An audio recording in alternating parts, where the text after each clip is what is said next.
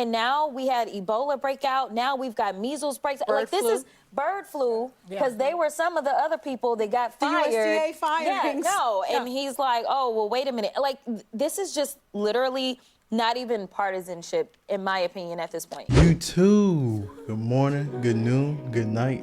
It's your boy Rowdy, and we back with another video. Today we're gonna react to The View. They have a guest today. She's pretty delusional, and I'm sure if you guys follow the same people I follow, and you've been following some of the things I've been saying, you might be able to guess. But anyway, she has a pretty much flawed and crazy view about what's going on with DOGE, the Department of Government Efficiency, and Elon Musk having his hands in, what's going on and trying to regulate all of the foolishness and all of the fraud and all of the rogue spending that we've been doing as a government that's been going on, dare I say, up to half a century, if not more. So I think a lot of it has to do with old model programs and stuff like that. And he's just trying to make it more current. We can't be the United States of America and be the most powerful country in the world and still be using dated information, dated, systems in order for us to be able to do what we need to do. So I don't disagree with what's going on, and hopefully they're able to uncover the things that they need to uncover. But there are a lot of Democrats, and she's on The View. So, we love reacting to The View. So that's what we're going to do today. But anyway, without further ado, let's get into it. Republicans currently rule the House, the Senate, and the White House, but our next guest has been working hard to tip the scales for Democrats. Please welcome back Congresswoman Jasmine Crockett. My bad.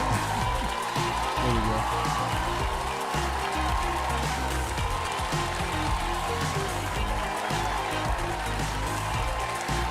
Now, one thing I'm going to say for all of the African-American ladies who are politicians, she one of the finest. There's no guarantee. There's no other way to look at it. Ain't nobody going toe to toe. Ain't nobody going head to head with her. That's a good looking woman right there. But that's literally where it stops, unfortunately. And unfortunately, we see that ever since day one, baby, that pen been going and it ain't stopped, and it's steamrolling over all of our rights and our liberties and our freedoms and everything that we thought was the foundation of this country, our Constitution. Yes. Seems like. So I did a video with Ari Melber, and he kind of broke down this exact thing. So a lot of the things that Trump is doing are executive orders, but they aren't the law of the land. In order for them to be passed as the law of the land, the courts will have to also approve them. However, he can get a lot of things going and then he can get the ball rolling with these things, but they aren't etched in stone. So to say that he's taking away rights and removing some of the things in order for us to be able to succeed as a country and all of this is a lie. He's not doing anything that's hurting the country. In fact, there's information that's saying that he's saving the country billions of dollars. So if we're going from losing billions, hundreds of billions because we're giving it away, this is an issue. And there's people like this who are going to sell a narrative that's in opposition because maybe she's getting kickbacks. Who knows? But again, maybe she's one of those ignorant people who's just going and echoing what they're saying from the top. Who knows? But the reality of the situation is they're not being totally honest, because every time Elon Musk and his team brings out something, then they try to deflect, not deny, not prove wrong. They deflect. They say things like, there's no way that he's going to be able to figure everything out, or these. Then they talk about the people that he has in the actual position. Like there was this guy named Big Balls, just to get you guys caught up. There's a team of, younger geniuses, dare I say, that are a lot like Elon Musk, but younger, not as, obviously not as established, but geniuses. They are great at coding, and they're the people who are in these departments, kind of breaking them down and suggesting to Elon, and Elon gives those suggestions to Trump. So that's kind of the process of how things are going. But instead of, as I've said in the previous videos, instead of presenting a solution, they're crying and complaining. So until they're able to present a real solution, this is all the nonsense we're going to get. People like this saying crazy things.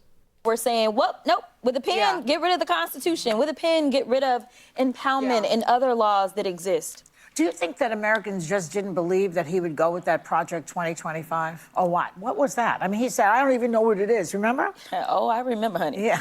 I remember there was actually a hearing that we had in oversight, and it was right after he said, oh, I know nothing about that Project 2025. Yeah. Oh, yeah. And we had a witness, and I mentioned that his name was mentioned 312 times. Yes. In Project 2025. Yeah. So it was like, this is interesting that he don't know nothing about it. So what people don't understand is there are things right now that he is carrying out in Project 2025, as in getting rid of males who believe that they aren't males in female sports.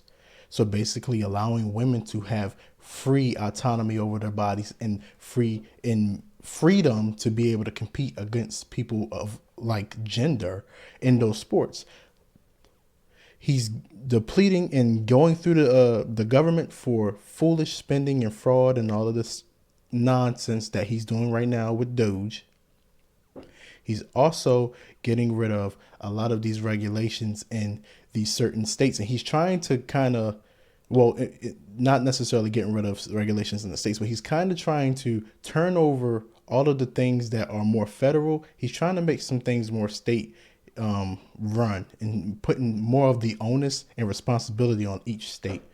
4, he's also getting rid of diversity, inclusion, or equity and inclusion. So by virtue of not discriminating against people who deserve to have the job, regardless of what they look like and what their backgrounds may be, if they have the best resume for the job, they should get the job. That's common sense. So there are other things, but just off the top of my head, those are things in which in Project 2025 that I have no issue with. We've not only, I know that they've said that they've been discriminating against, the white male. And I don't necessarily disagree, because if we think about it, there are majority white males. So if you're in a situation and 50 white males, let's say 50 people go for a position, there's a chance, especially if a certain position where it's majority male, there's a chance that 35 to 40 of those positions are going to be male, or white males. So if you just decide that you want to sit there and get somebody who isn't that, then at some point there is an ounce of discrimination, because you have to discriminate against them in order to get people who aren't white into those positions. So there's a fine line that needs to be adjusted with this, because at the end of the day, there would be some kind of overrun based off of that, mathematical problem. However, the idea on its surface, if you are the best at the job, you get the job.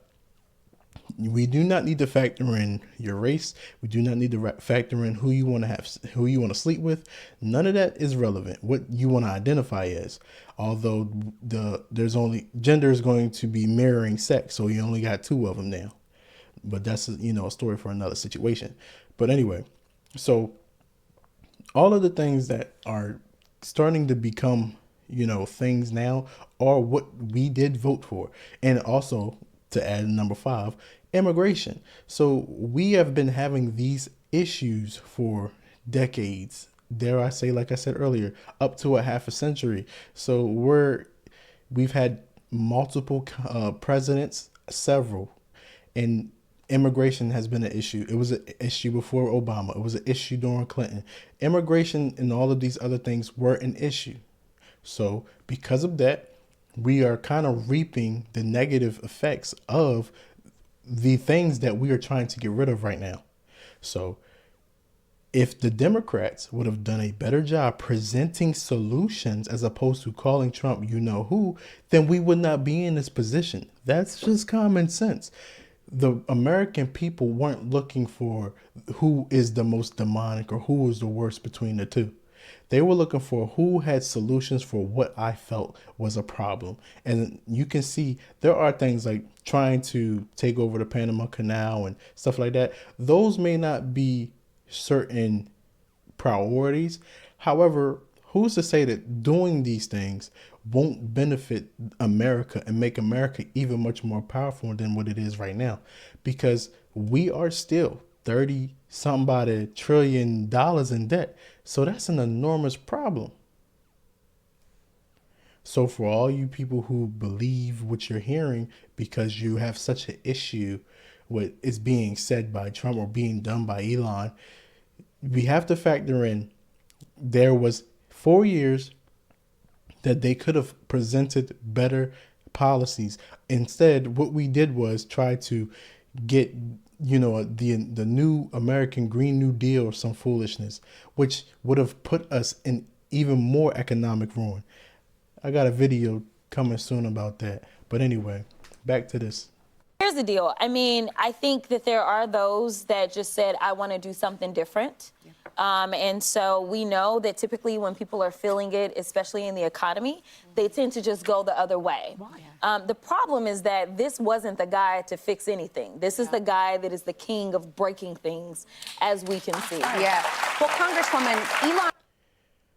I want to put part of that video in here, but I was actually watching Black Conservative Perspective, and shout out to him for this actual profound perspective. So a lot of people understand the last 4 years, as I just stated, we had a empty suit. We fail to realize that if we really think about it, we had no president.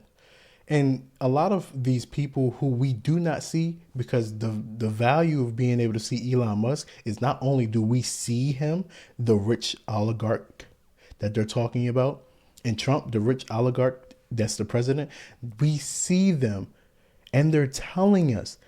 Now, the question is, are they being honest? As of right now, we have to take them at their word because they're telling us what's going on, at least what they see. The question is, all of the rich oligarchs that was pushing Biden, who was controlling Biden, who had their hands on and around the Biden presidency. That's the problem that we need to uncover. And the more the Republicans start to uncover things, the more they're going to realize there was a whole lot of problems, and then we're going to come to a halt because all the people in all of the Bidens have been pardoned. So then we'll know. It'll be like a answer without an answer. But here's the issue. What do we do now? We just point the finger. Well, we see the issue was the Biden family, or as they call them, the Biden crime family. But for 4 years, they've done nothing but sit on their hands and talk about January 6th. Literally, that's all they did. They had 4 years to come up with things in order to change. They beat and battered Trump, and up until the point where he was almost assassinated, he was not necessarily viewed as well as he's viewed right now because of all the horrible things that the Democrats were saying. Even J.D. Vance, who was the vice president now, even he said some things about Trump that were horrible that the Democrats took and ran with. So we need to get to the point where they can stop crying about what's going on and just say, hey, here are some solutions. I feel like these solutions would be better than what Trump is proposing, and go literally. And he's putting it out there. So instead of crying, just go off of what he's saying, fudge the numbers a little bit, and then present better ideas. You could do that. You know, I mean, it would be like having a restaurant and then you see that restaurant's doing well, coming up with a kind of good but off-brand type of situation, and then boom, you would still be able to make, whatever you needed to make and do what you needed to do as far as your business is concerned. But that's the difference between the Democrats and the Republicans. Trump, we voted for him to run this country like a business because we are trillions of dollars in debt. But the Democrats want to sit there and point the finger and cry and whine and all of that, as opposed to fix the problem. So let's hear her cry and whine, speaking of that. You sit on the DOJ subcommittee run by Representative Marjorie Taylor Greene. Are you getting any more clarity on what exactly Elon and DOJ are doing? She can't even get the question out. Listen, interestingly enough, there was a court filing that came out, or there was the order that came out from Judge Chutkan yesterday, Yes. right? And one of the things that the White House and the DOJ is currently saying is that, oh, Elon has no power. Yeah. Elon isn't doing that. He's not an employee, and So- he doesn't head the agency. They Right, say. He's so- tech support, I think is what they say. So who's lying is my question. But somebody lying, right? Because they've been like, oh, Elon is cleaning it up, right? So Right. someone's There goes that disingenuousness again. So I want to kind of point out one thing real quick. She carries herself in such a way, it's hard to think that she's lying or she's not necessarily educated about certain things, because her presence, she has a very, very strong presence. You saw her personality kind of shine through when, I forgot her name, but when she couldn't finish her question, she stepped in and kind of, laughed it off. That's a whole lot of personality. And that's what these people do. They put these characters here so that they can sit there and sell a narrative. You see Kamala had personality, but her personality was super dry. She had nothing but she was a character that they propped up to put in front of us to sell us a narrative so that we can just keep on going while they do whatever they want to do behind our backs. But yeah, that was what she was here for, and that's what she's here for as well. So if we're going to make the necessary improvements, there are things that they need to understand. And the dishonesty about what she just said. So let me point that out. So as far as what she said about Elon Musk, he really does not have any power. He really is tech support, and he really is there to go through the right avenue. So again, as I said earlier, he has a team. Team presents problem, or team discovers problem, presents problem to Elon. Elon presents it to Trump, and Trump has been giving it to the American people. He's been telling us such and such money's been going to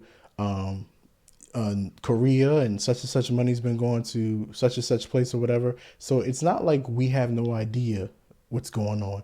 And wait until they uncover. I'm so excited to see when they uncover Ukraine and the things like that. We're really gonna be shocked when they do that. I think there's a whole lot of things and some kinds of some levels of security that they have to kind of be allotted in order for them to be able to move forward with that. Because of all of the pardons and stuff like that, I don't think we'll really get an answer.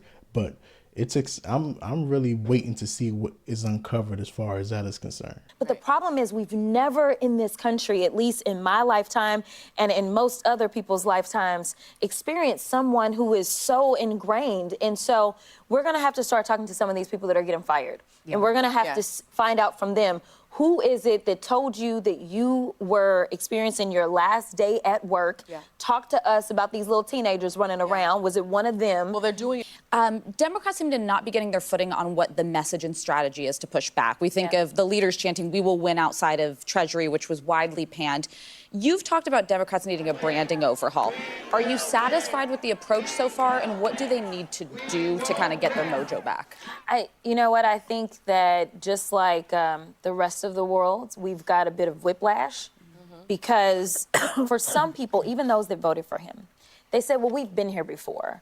And we didn't fall apart the last time he was here, so we won't fall apart this time. And so I think that while we had the playbook right there for us, Project 2025, I still think that even some Democrats were like, oh, well, he's just going to do what he did last time. And he's not. World leaders are recognizing that he's not the same. I mean, he's 10 times worse. And imagine that. This is the guy that It's so ironic for her to say that he's 10 times worse. I don't believe that he had real plans slated out in like Project 2025. I believe he might have had some things that he wanted to accomplish, but literally what he wanted to do is laid out. And if the Democrats were real politicians, it would have been so easy to propose a counter Project 2025. Why didn't we have that? Instead, they pointed at all of the issues in Project 2025 and cried about every single one. And look at what happened. Look at where you are. All y'all had to do is y'all had the playbook. Just like she said, y'all had everything he wanted to do. Y'all knew where he was going. Y'all knew his favorite plays. Y'all knew that his name was in it. X amount of times, y'all had him by the neck, but y'all decided that y'all wanted to cry and call him names and say stupid stuff as opposed to come up with solutions to actually help the American people. All the solutions that you guys have are going to help you. Let me go ahead and let this DEI black woman speak some more. Saw how many deaths during COVID, right? This is incompetence. And I think that, no, seriously, it's incompetence. And I know earlier y'all was talking about bring back the bushes. I'm with you, honey. Like, listen, I mean, you know, That was some sense of normalcy, democratic correct. norms. And I Can keep ask saying quickly that, one thing. Would you support Democrats shutting down the government as a bargaining chip to push back against the White House? it's not as, we don't have the power to shut the government down. Well, to refuse to vote for funding bills. I which- absolutely support that we should not be voting for this funding bill because this funding bill is going to gut the things that we care about. So the issue isn't so much so the money that they're going to gut and they're going to give it to the American people. The issue that she has is so much so people like her, their money's going to be cut. People who are working in the government who don't have real jobs. I promise you, if you are an advocate for DEI, you'll be jobless within the next year. And a lot of these people, she's a congresswoman, so she should be okay. But a lot of people who are in her position, their money is going to be cut. If they're not, I feel like the issue is the way the world is structured. Unfortunately, the people who should be getting the money, who are the most important to this country, don't receive the appropriate corresponding funds. So truck drivers should be making more. People who work the ports. That's why the ports were shut down actually on the East Coast, because they felt like they weren't getting enough money. But you got all of these people who are all making over $100,000, and the question is, what are they really doing? They know how to do computers, they know how to code and stuff like that. That's fine, and that's equally important.